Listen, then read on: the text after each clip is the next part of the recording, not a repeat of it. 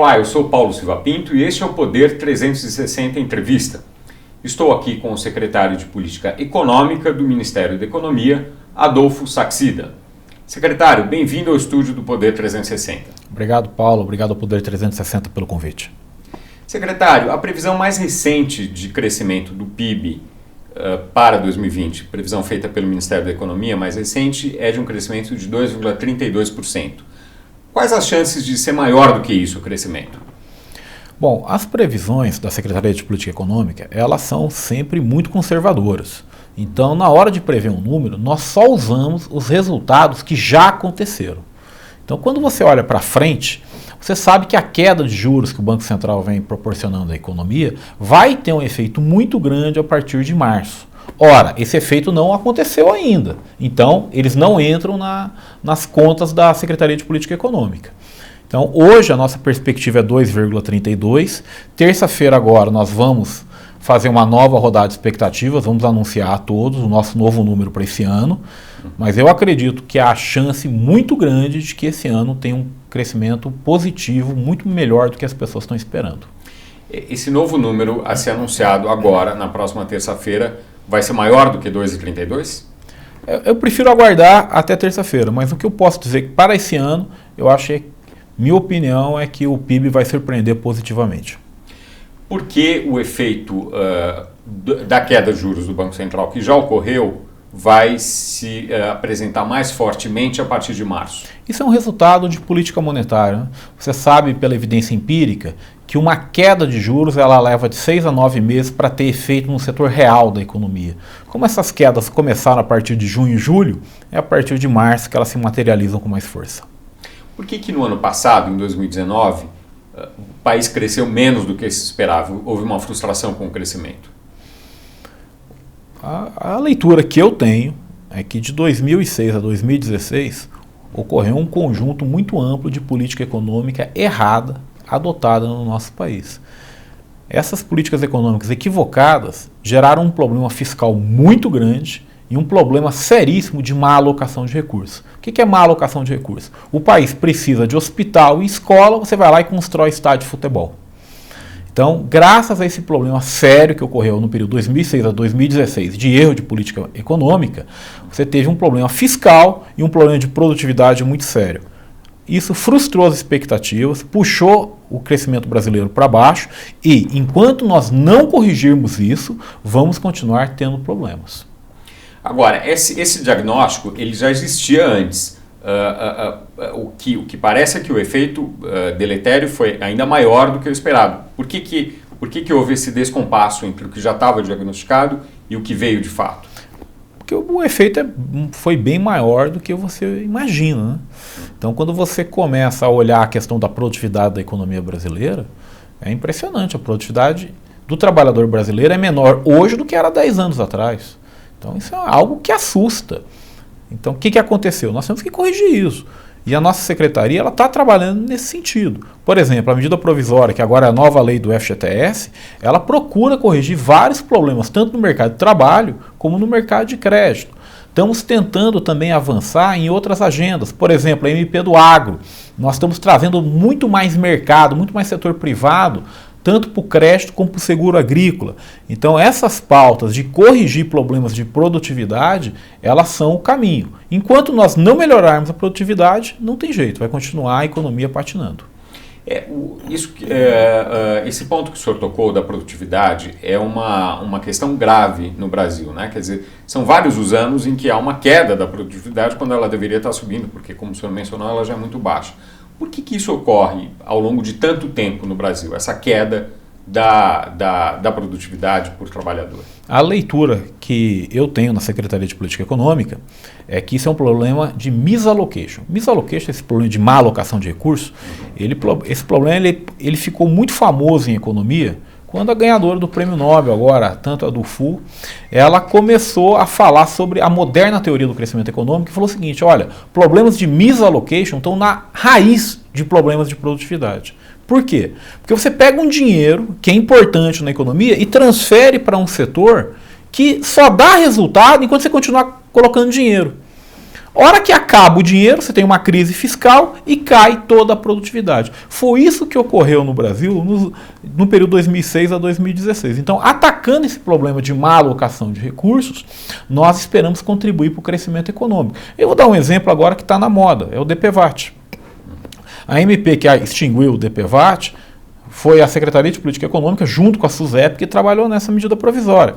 Olha só, o DPVAT ele é um mecanismo ineficiente, burocrático, pouco transparente. Ele coleta muito dinheiro e devolve muito pouco. Ora, esse dinheiro que ele coleta e devolve pouco, você tira de lugares produtivos da economia e coloca num grupo que teve a sorte de poder estar lá. Então, eu acho que essa agenda de combate à má alocação de recursos é a agenda que nós temos que continuar perseguindo. Agora, essa questão do DPVAT que o senhor mencionou é algo que não está garantido que vai ser mantido pelo Congresso, que foi proposto pelo governo.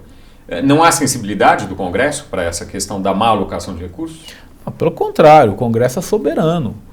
O que nós podemos fazer é tentar explicar os motivos que nos levaram a tomar essas medidas. Da mesma maneira que explicamos na MP do FGTS. E no FGTS, o trabalho que o Congresso fez melhorou o nosso trabalho. Então é importante destacar isso. Essa parceria entre Executivo e Legislativo ajuda o povo brasileiro. Eu não sei como é que vai continuar a questão do DPVAT, porque tem uma questão do STF, ela tem que ser endereçada antes. Mas o que eu acho fundamental é a sociedade brasileira continuar discutindo isso. Existe uma série muito grande de recursos mal direcionados na economia brasileira. Ou nós vamos corrigir esse problema de má alocação de recursos, ou fica realmente muito difícil. É suficiente deixar de fazer alocações erradas, ou é necessária uma ação mais forte para corrigir os problemas que houve no passado? Quando você deixa de direcionar erradamente o recurso, você já resolveu o problema. Porque uma vez, o recurso está aqui. Você tem uma lei que leva esse recurso para um lugar errado. Quando essa lei cai, o recurso fica aqui. Ele naturalmente migra para o lugar onde ele é mais eficiente. Então basta você tirar algumas amarras legais, consertar o problema, que o recurso começa a fluir para os lugares mais eficientes da economia. Quanto é o tempo necessário, secretário, para corrigir esses problemas? Para remover todas essas alocações equivocadas que existem? Longo. O problema de misallocation é o problema mais sério da economia brasileira. É a má alocação de recursos que está gerando a nossa baixa produtividade. E quando você olha para o Brasil como um todo, existem vários desses problemas. O que nós temos que fazer é um trabalho persistente e contínuo. A mesma coisa de ajuste fiscal. Aprovamos a nova Previdência, temos que avançar nessa agenda também. Nós precisamos consolidar o lado fiscal dessa economia. Então a mesma coisa, misallocation, consolidação fiscal, são trabalhos de formiguinha. Todo dia um pouco e nós vamos ter um bom resultado no futuro. Mas é uma coisa para os próximos 3 anos, que é o horizonte do mandato, deste mandato do presidente Bolsonaro, ou é para mais tempo, para 10 anos? Quanto tempo será necessário? É uma agenda para deixar de herança para os próximos governos. Toda a má alocação de recursos que nós consertarmos, ela começa muito rápido a dar resultado na economia. Basta você olhar o FGTS. Veja o resultado positivo que foi sobre a atividade econômica, a mudança na legislação do FGTS que nós fizemos. O resultado é muito rápido. A mesma coisa vai ser no DPVAT, vai ser em outras agendas que nós estamos corrigindo a má alocação. Agora, de novo, é um trabalho de formiguinha, é para esse governo e para os próximos. Quantas agendas ou quantos itens são necessários corrigir dos que já estão identificados? O senhor mencionou o FGTS, que já foi feito, o DPVAT, que é um outro tema. Quantos outros temas estão no horizonte atualmente para serem corrigidos? Eu prefiro não explicitar os temas, porque toda essa agenda ela é sujeita também a várias pressões legítimas por várias partes da sociedade. Então, toda vez que nós apresentamos uma medida, nós apresentamos junto a exposição de motivos, apresentamos uma nota técnica explicando a nossa decisão, justamente para que todos possam ser muito bem informados. O que eu posso anunciar aqui em primeira mão para você é uma das prioridades para esse ano de 2020 da SPE, que é criarmos uma central de garantias. O que é uma central de garantias? Uma pessoa compra um imóvel, por exemplo. O imóvel vale R$1 milhão. ela deve 100 mil no imóvel. Veja só, todo o imóvel dela fica por conta do banco. Mas, pô, o imóvel vale 1 milhão, ela só deve 100 mil. Por que ela não poderia usar esses 900 mil que está sobrando, por exemplo, para ela poder usar como garantia num negócio que ela pudesse abrir? Então, essa melhora no uso de garantias é uma agenda prioritária na SPE e é uma agenda que nós estamos trabalhando muito forte para, no final de 2020, termos uma central de garantias que propicie um uso melhor de garantias, aumentando a eficiência do crédito. Como é que o que o governo vai poder fazer, o Congresso vai poder fazer para melhorar essa questão das garantias? Essa questão de garantias, ela me parece muito mais a necessidade de um desenho formal, apropriado. Então nós temos alguns especialistas em microeconomia e mercado financeiro, estão desenhando isso. Eu não tenho dúvida se é necessário alguma legislação específica. É muito mais uma questão de formalizar algumas agendas, colocar alguns agentes juntos para conversar, e eu acho que nós vamos ter um sucesso muito grande nesse projeto. Ele é lento porque ele envolve uma série de coisas, de agentes e legislações que nós temos que verificar se todas estão consistentes entre si. Mas seria necessário uma portaria ou algo assim, ou é simplesmente negociação entre agentes? Eu acho que talvez um pouco do Conselho Monetário Nacional. Não é claro para mim que você precise de uma legislação diferente. Eu tendo a avançar nesse caminho, até porque uma decisão do Conselho Monetário Nacional facilitaria muito, seria muito mais rápido, e nós já teríamos esse importante instrumento rodando já em 2020. É importante ressaltar... Ainda em 2020, no final do ano. Nós estamos fazendo algo muito parecido, o Banco Central tomando a iniciativa também, no recebíveis de cartão de crédito. Então foi uma mudança muito importante na legislação e que está dando resultado. Então essa agenda positiva do Ministério da Economia com o Banco Central, eu acho que é um caminho promissor. Quanto que isso pode destravar na economia e quanto que pode trazer de benefício para a economia? Não, os valores são muito grandes. Tem algum número que o senhor possa mencionar? De novo, eu prefiro não citar as estimativas, mas são valores muito grandes porque você está falando de estoques de imóveis no país, você está falando de estoque de financiamento imobiliário. Então, a fluidez de crédito que você pode criar com isso realmente é muito grande. E por que é importante destravar o crédito? Aí você fala assim, mas no passado o governo estimulou o crédito e deu errado. É verdade, mas o que nós estamos fazendo é diferente. Nós não estamos criando artificialmente o crédito. O crédito já existe. O que nós estamos fazendo é criando um arcabouço de garantias que torne mais eficiente esse mercado. Perfeito.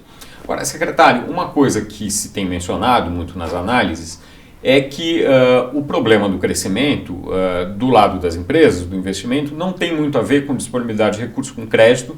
Os recursos estão baratos atualmente, há um excesso de liquidez em termos globais. Agora, as empresas não investem porque elas não veem perspectiva de aumento da demanda. Como é que o senhor vê isso? Quer dizer, será que o crédito vai realmente melhorar a situação do crescimento econômico brasileiro? Nota que o crédito ele é um resultado. Né? No fundo, o que nós estamos mexendo é algo subterrâneo, é a garantia. Então hoje você tem um problema muito sério de garantias no Brasil. Por exemplo, quando uma empresa quebra, aquelas pessoas que emprestaram dinheiro para a empresa têm muita dificuldade em receber esse dinheiro de volta. Então, por exemplo, a lei de falências que está avançando no Congresso é um instrumento importante para dinamizar isso. Então, no fundo, o que você está fazendo é melhorar a qualidade das garantias. Essa qualidade das garantias é que está gerando todo o retorno. Você fala crédito, que é algo que a população entende mais rápido, mas no fundo você está mexendo num dos fundamentos da economia. Que envolve confiança e a perspectiva de ter acesso ao que foi oferecido. Né? A segurança que alguém tem ao te emprestar um dinheiro, que ele vai receber o dinheiro de volta. Né? Então é muito nessa agenda que nós temos trabalhado. Qual o tamanho do problema da inadimplência no fato de os juros para o consumidor ainda serem tão altos no Brasil? Eu prefiro não me manifestar. Essa questão da inadimplência, juros, é uma questão muito específica do Banco Central, se me permite. Não, claro.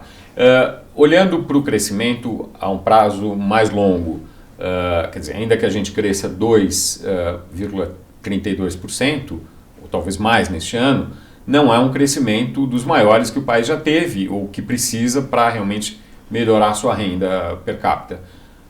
Quanto que o Brasil pode contar a crescer a longo prazo, em 10 anos ou em 20 anos? Conseguiria crescer muito mais do que isso de forma sustentada? Excelente pergunta, Paulo. Obrigado. A resposta é sim e não. Sim, nós podemos crescer muito mais do que isso. E Até não. Quanto? Depende de até quanto a sociedade está disposta a aprovar as reformas.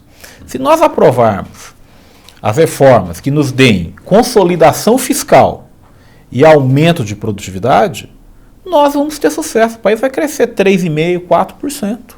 Agora, se nós não aprovarmos as reformas, nós vamos voltar a crescer 1,5% ao ano. Então, essa é uma escolha que todo brasileiro vai ter que entender. Ou nós insistimos na agenda de reformas e optamos pelo caminho do crescimento sustentável de longo prazo, ou então esse crescimento de 2,3%, 2,4%, daqui 2, 3 anos ele volta para 1,5%. Então, eu faço uma pergunta aqui para todo brasileiro. Será que está certo um jovem de 22 anos de idade passar num concurso, nunca trabalhou na vida, entra num concurso ganhando 15 mil? Em 7 anos esse jovem está no topo de carreira, não pode ser demitido? 13 milhões de desempregados na economia brasileira e esse jovem passa incólume. Então, algumas questões no Brasil, elas transcendem o lado econômico, elas vão para o lado moral. Será que está moralmente correto um jovem de 22 anos passa num concurso público e não precisa se preocupar mais? Eu acho que são essas as questões que a nossa sociedade tem que discutir. Nós precisamos corrigir os problemas de má alocação de recursos. Eu fui professor na Universidade do Texas, nos Estados Unidos.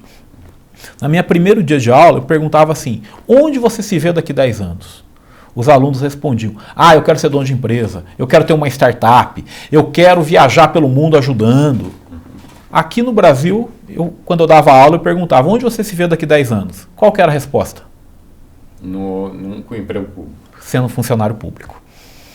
Então, veja, um país não pode crescer com essa estrutura de incentivos. É isso que eu convido a sociedade brasileira a refletir.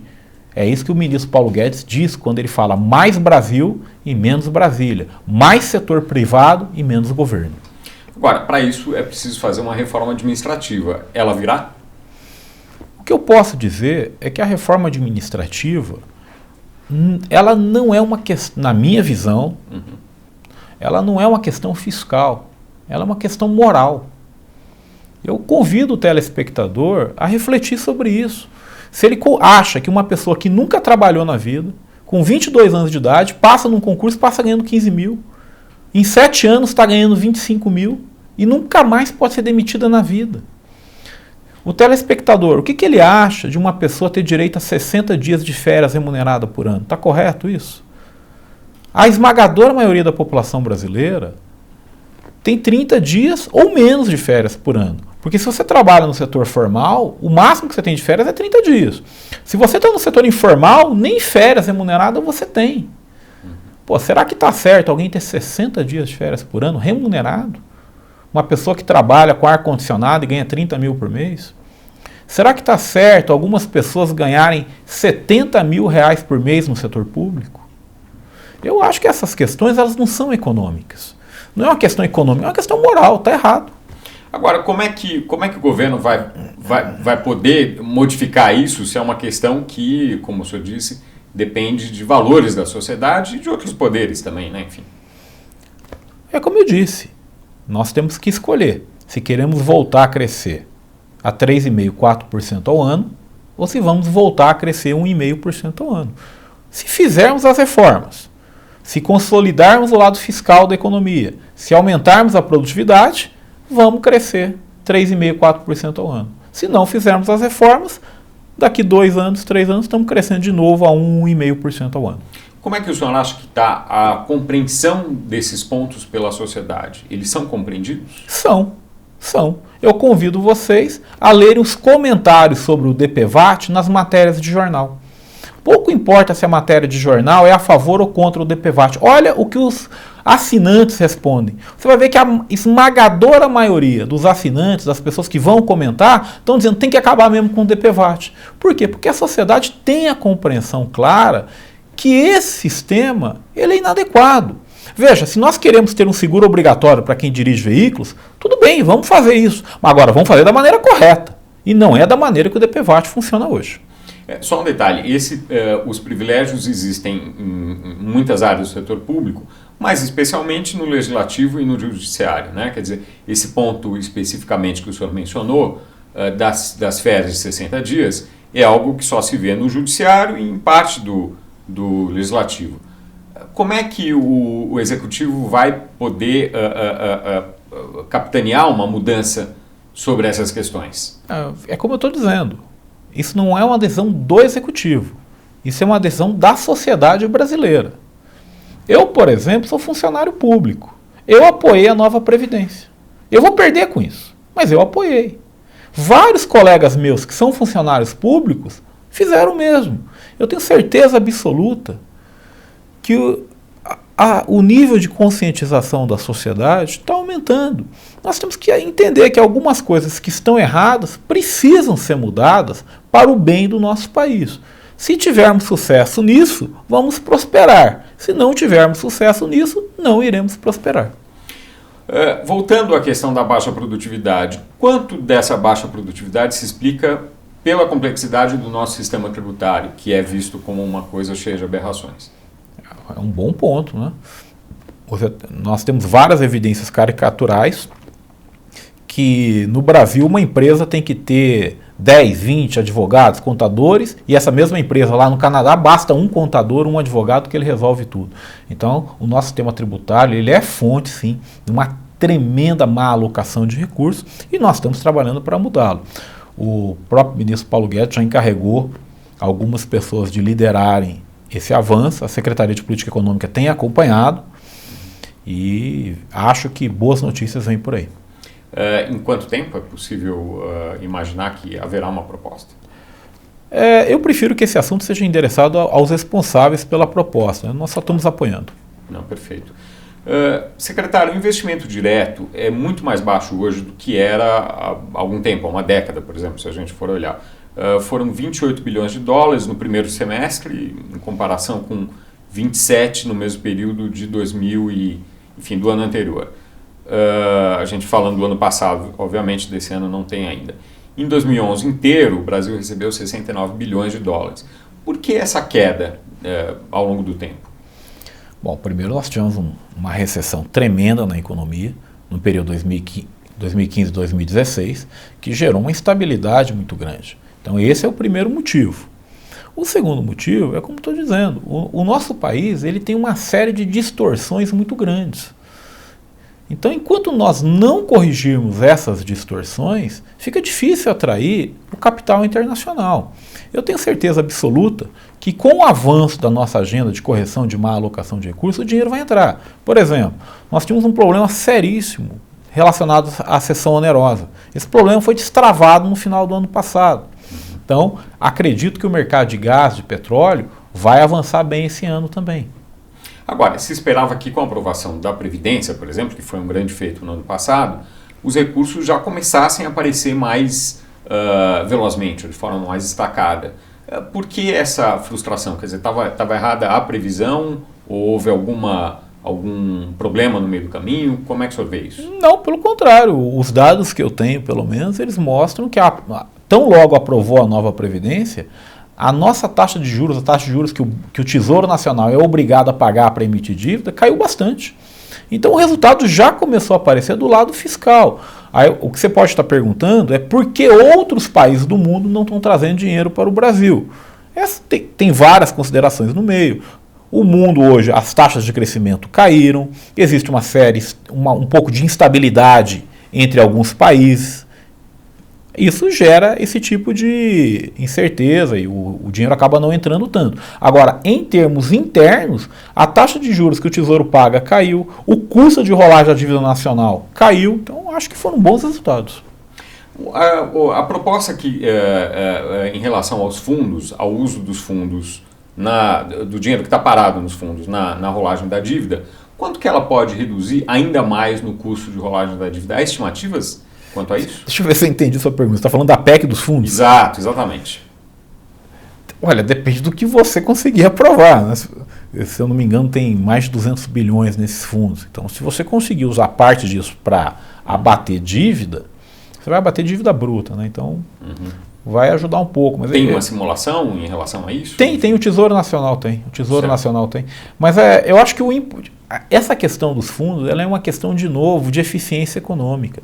Não faz o menor sentido você arrecadar dinheiro e colocar ele, deixar ele parado no fundo sem fazer nada. Que é o que acontece. Então, mais importante até do que essa questão da dívida é você corrigir um problema de má alocação de recursos. Tá. Balança comercial, ela ficou menor, 20% menor no ano passado do que no ano anterior, o saldo, né? Estou me referindo ao superávit. Por que isso aconteceu? Olha, tem várias maneiras de enxergar essa questão da balança comercial. Eu venho de uma tradição econômica que não dá muito valor para a balança comercial quando a taxa de câmbio é flexível.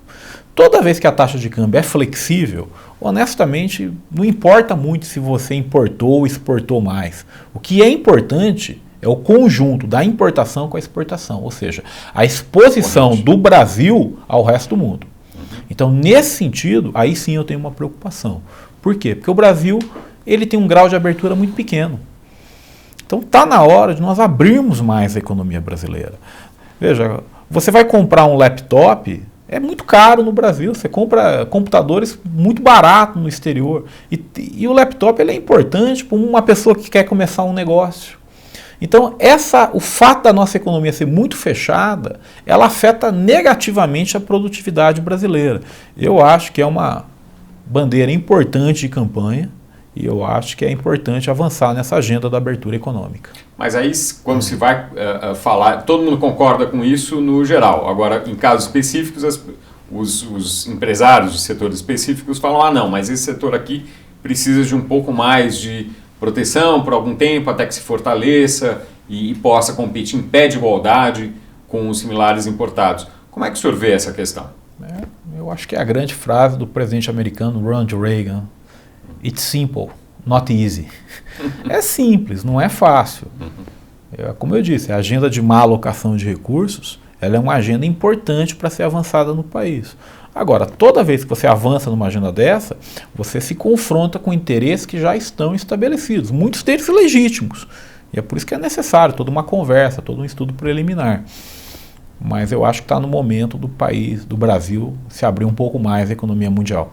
E vai ser possível fazer isso? De novo, emete aquela questão moral que o senhor mencionou. Agora, quais as chances que o senhor vê disso dar certo? Boas. Nós temos uma equipe econômica liberal. Nós temos um presidente que cumpre sua palavra. Mas tem uma sociedade liberal? Olha, quando você chega para um pobre e fala que ele vai poder comprar a mesma coisa que o rico compra com menos dinheiro, ele fica feliz. Eu fico feliz. Agora, eu sou da classe média alta. Então, quando eu tenho que comprar um terno como esse, eu pego um avião, vou para Miami, compro lá baratinho. Já o pobre brasileiro é obrigado a pagar muito mais do que eu. Então, a sociedade brasileira é liberal. O consumidor brasileiro é liberal. O que não é liberal são alguns grandes grupos que impedem essa abertura. Eu entendo, são interesses legítimos, mas nós temos que enfrentar essa questão. Secretário, já indo para a parte final aqui da nossa entrevista, o dólar, as expectativas, quando a gente olha para as expectativas ali do início de 2019, eram de que o dólar estaria num patamar um pouco abaixo do que ele está, contando, e a gente teve, de novo, a aprovação da Previdência, uma série de coisas, e não é exatamente o que aconteceu. A que se deve isso? Eu vou pedir desculpa ao telespectador, ao senhor, mas é assim, dólar e câmbio são assuntos afeitos ao Banco Central do Brasil, então eu prefiro não responder questões relacionadas a isso. Mas, falando só de expectativas, quer dizer, o senhor acha que há um problema entre onde a gente está e as expectativas do início do ano, não o número especificamente, mas as expectativas de uma maneira mais ampla, porque isso, no fundo, envolve expectativas, né? Eu acho que as expectativas do nosso país elas estão alinhadas para um crescimento sustentável esse ano. É isso que eu vejo nos dados que eu observo, que eu tenho contato ali na secretaria. Agora, de novo, o nosso país ainda tem um problema fiscal sério a ser resolvido. O problema fiscal não acabou. Existe uma agenda fiscal que precisa avançar. Nós precisamos reduzir a dívida pública. E para reduzir a dívida pública, nós precisamos voltar a ter superávites primários. A nossa produtividade continua baixa. O problema não acabou. Então existe uma ampla agenda de reformas que precisa avançar. Enquanto essa agenda de reformas não avançar, o nosso país ele vai ficar realmente sempre sujeito a uma certa frustração. Por quê? Porque hoje nós estamos falando em crescer 2,3, 2,5, alguma coisa assim, e sendo honesto, é pouco isso. Todos nós aqui sabemos. Então nós temos que voltar aos patamares de 3,5% a 4% de crescimento. Agora, para isso, só tem um jeito, não tem fórmula mágica. É aprovar reformas que melhorem a produtividade e que garantam a consolidação fiscal. Perfeito. O cenário internacional hoje é mais preocupante do que era, sei lá, há 6 meses ou algo assim, na sua avaliação?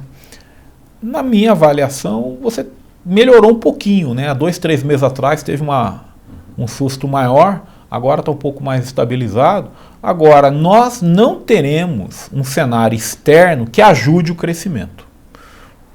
Resumindo. Como houve em alguns momentos. Como houve de 2006 a 2012, foi muito claro que você tinha um cenário externo que ajudava. Nós não vamos ter um cenário externo ajudando. Agora, isso é bom porque deixa... Nós somos igual aquele time que só depende dele mesmo. Se nós ganharmos, vamos ser campeão. Se perdermos, não. Aprovamos as reformas, vamos voltar a um patamar alto de crescimento. Não aprovamos as reformas, vamos para o rebaixamento. Perfeito. Secretário, uma última pergunta.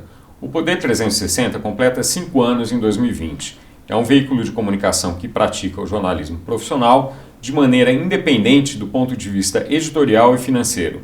Qual a importância de veículos nativos digitais, como o Poder 360, para a prática do jornalismo no Brasil?